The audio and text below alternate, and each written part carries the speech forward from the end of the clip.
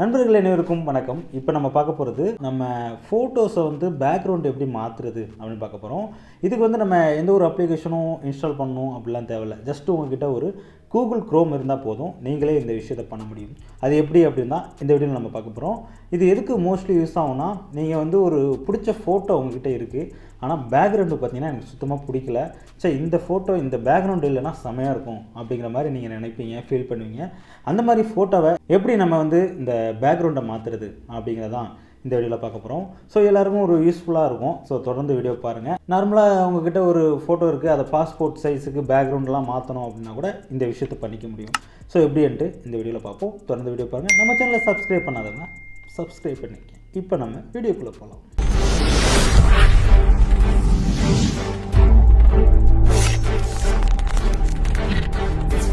Welcome நண்பா.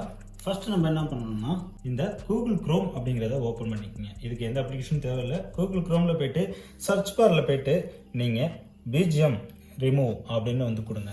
கொடுத்தீங்கன்னா இந்த மாதிரி ஃபஸ்ட்டாக ஒரு ஆப்ஷன் இருக்கும், இதை வந்து கிளிக் பண்ணுங்கள்.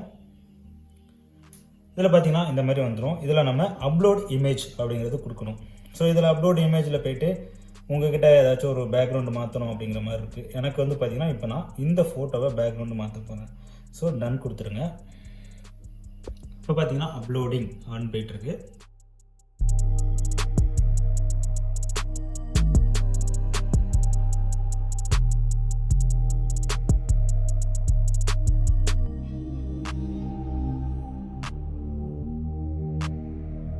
ஓகே, இந்த மாதிரி பேக்ரவுண்டு அப்படிங்கிறது ரிமூவ் ஆயிரும்.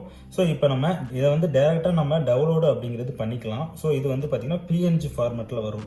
ஆனால் நமக்கு ஏதாச்சும் பேக்ரவுண்டு வேணும் அப்படின்னா நீங்கள் வந்து எடிட்டில் போயிட்டு, ஏன்னா இதில் 4 ஆப்ஷன் கொடுத்துருப்பாங்க. இதில் ஃபுல்லாக வந்து இது வந்து பிளர் ஆயிரும். அதாவது உங்கள்கிட்ட ஆல்ரெடி இருந்த அந்த ஃபோட்டோவே வந்து பார்த்திங்கன்னா நமக்கு வந்து ஃபுல்லாக வந்து பிளர் பண்ணுறதுனா பண்ணிக்கலாம். இல்லை எனக்கு வந்து பேக்ரவுண்டு சேஞ்ச் பண்ணும் அப்படின்னு வச்சுக்கோங்களேன், இந்த மாதிரி சேஞ்ச் பண்ணிக்கலாம்.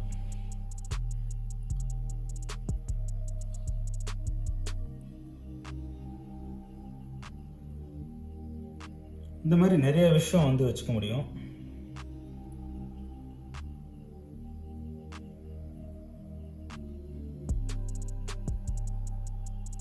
இந்த மாதிரி வச்சுக்கலாம்.